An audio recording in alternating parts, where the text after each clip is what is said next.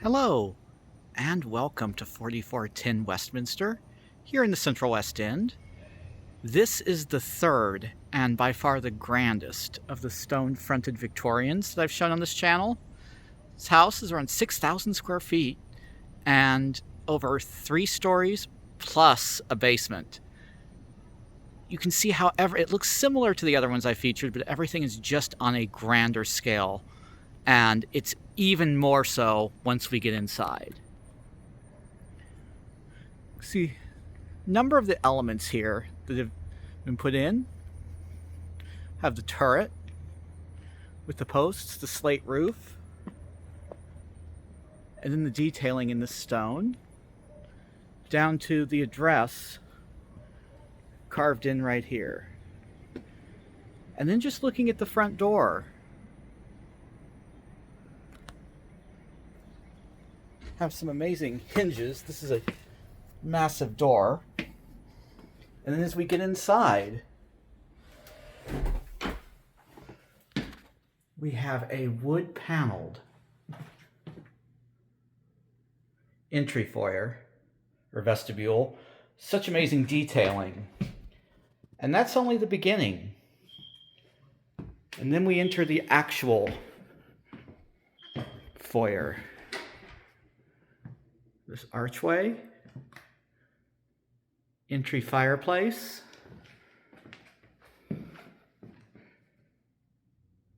the door and double closets. And then I do want to take a look at this. We couldn't see it that well from the outside, but stained glass in the front door.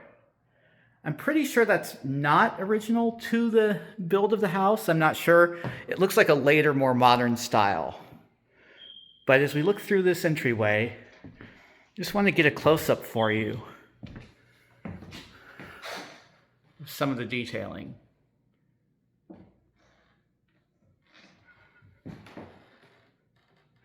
Truly is magnificent. Then we have the stairway here,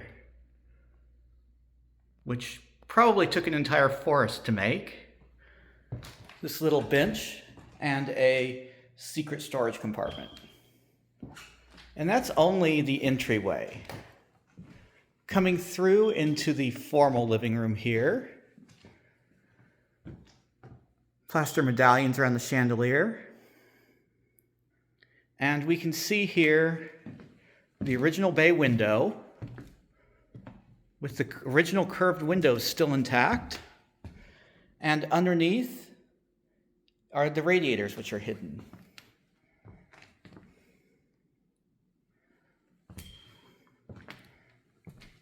This room has a marble fireplace.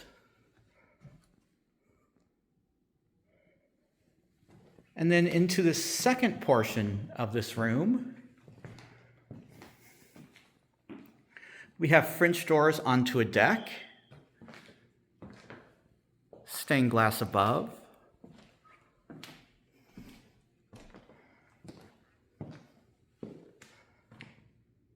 coved ceiling throughout.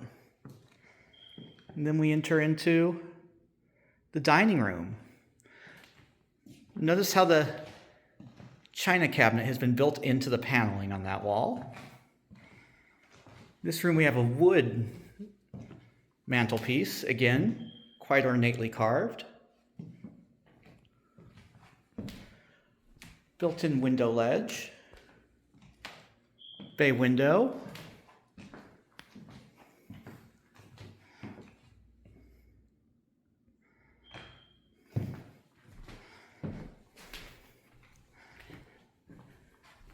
this walks through to the kitchen. Have a large pantry wall here.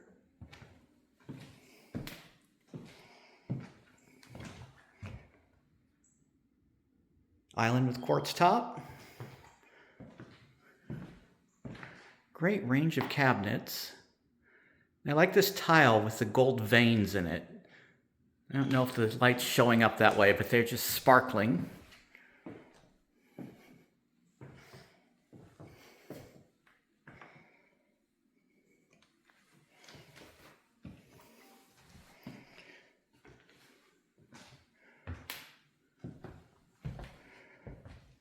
And we have another little entry vestibule. Keep that in mind, that's the door to the servants' stairs. But as we ascend, we're going to go up the main stairs. Oh, and we do have this little washroom here. This would have been original to the house. You can tell by the fixtures. It's an original sink. Looks like the whole thing is carved out of marble, even the bowl. And a radiator, which has just been made of bent pipe because it's such a small space. It's a cute little room there. Truly is the smallest room, to use the euphemism. Coming up these stairs here.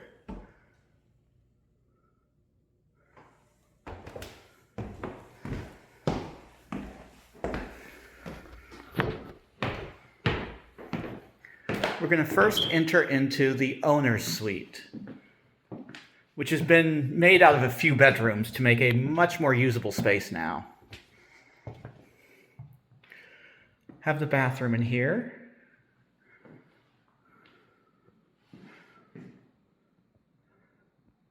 That single piece marble behind the double vanity. And also behind the tub here.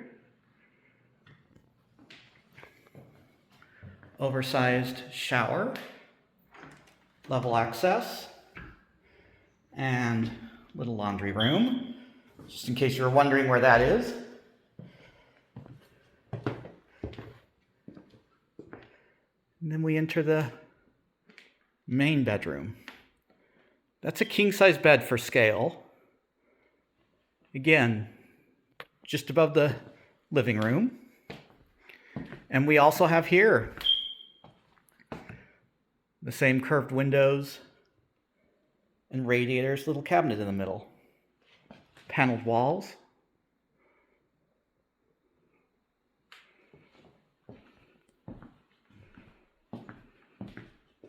Through a set of French doors. We enter into the second room. This is essentially a dressing room. It's set up more as a closet. Probably was a bedroom once upon a time. And then that's the door you probably saw when we came right up the stairs. Very ornate mantelpiece on this one.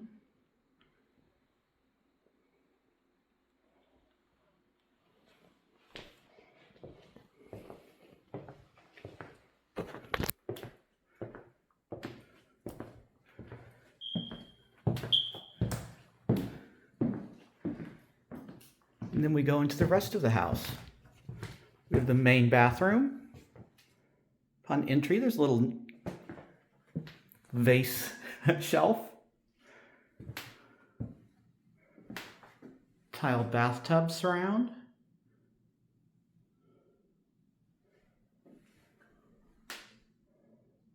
Toilet. And vanity. And this likely is an original bathroom. I say that because of the height of that window. And these railings indicate it's probably was set up this way from the beginning.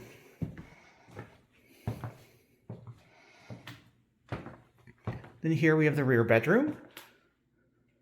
Smallest bedroom of the house, but still a good size.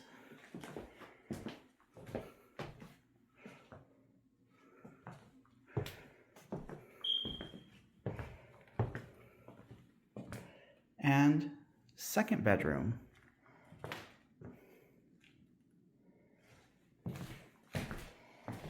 Slightly less ornate mantelpiece in this one, which is typical.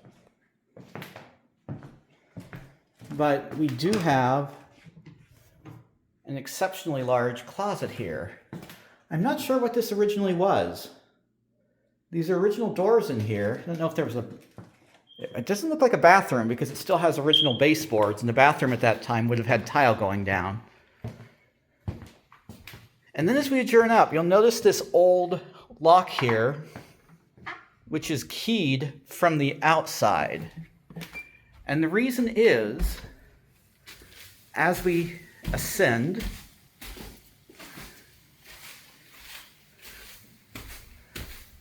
There's another lock on this door.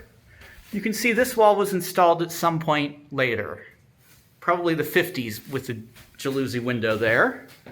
But I also just wanted to get a look at this roof, which is quite amazing, for a stairway. You can tell it was added later because there was originally just a balustrade here.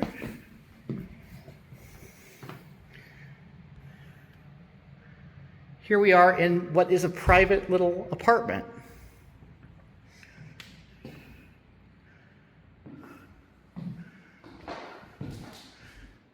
Probably originally would have been servants' quarters and other, maybe children's playroom up here as well.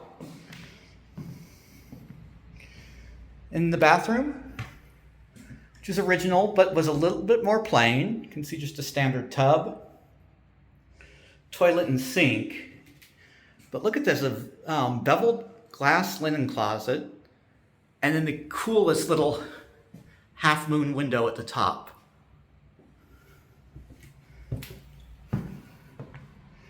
And we have a kitchen.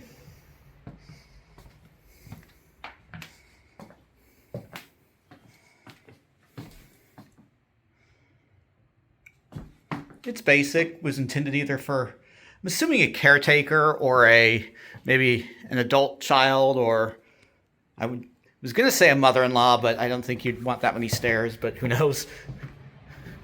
But then this room is one I wanted to show you. There's no light in here, unfortunately. But this is the original to the house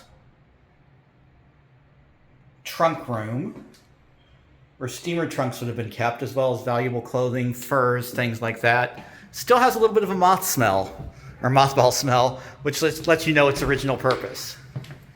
Then we have these two bedrooms here. This apartment itself is larger than many suburban homes.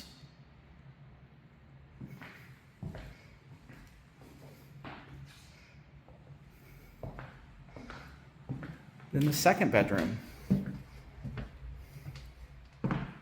And this one, we take a look at it, and you see these bookcases that look like they were built at least 75 years ago. Makes me think this may have been the children's playroom back in the day. And you can see, looking out here, the back of those, I'm not sure what you call them, pilasters or crowns on top of the turret there. Now we're going to descend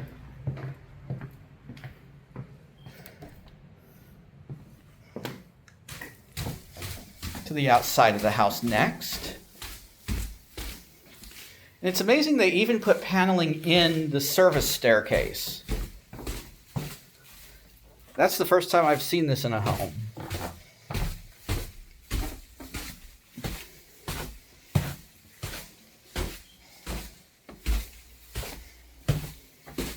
So this is that little door we saw in the hallway back out to the kitchen.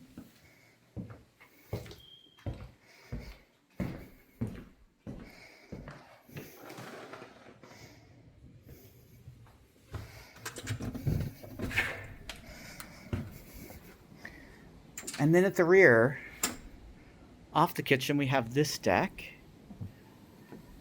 Little built-in bench. And then someone had stenciled some artwork around the house here. Just going to bop down. There's a two-car garage down there, which looks like a two-car garage inside. But here's the rear of the building.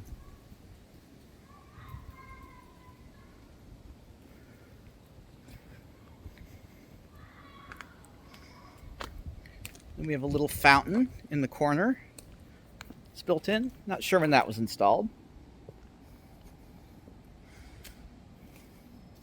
You can see the side here. And just behind that chimney is that little window to the bathroom we were just in. And as we come back up, if you remember in the living room, there was the deck. Well, here is the entryway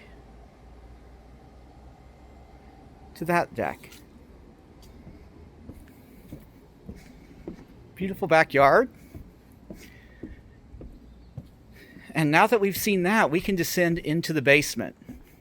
Now, a house like this, being as heavy and substantial as it is, will have a substantial foundation.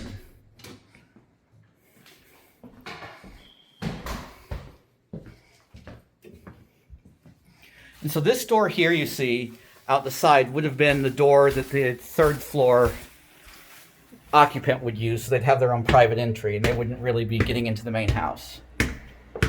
But check this out. The original spine wall holding up the house. It's all brick with brick archways, brick pillars everywhere.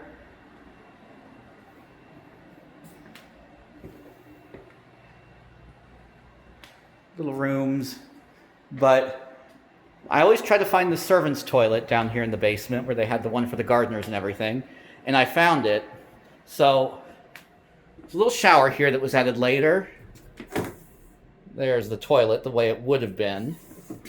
But it's been made into a normal bathroom with a sauna.